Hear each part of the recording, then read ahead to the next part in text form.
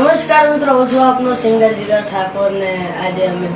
પાટણમાં આવી ગયા છે અમારા ભરતજી અને એસબી હિન્દુસ્તાની ટીમ એટલે અને એસબી શોપિંગની મુલાકાતે આવ્યા છે અને પૂરી ટીમ માટે મારે એક સોંગ આવવું હોય ત્યારે હો મા મમતાળી માં દિલનો દરિયો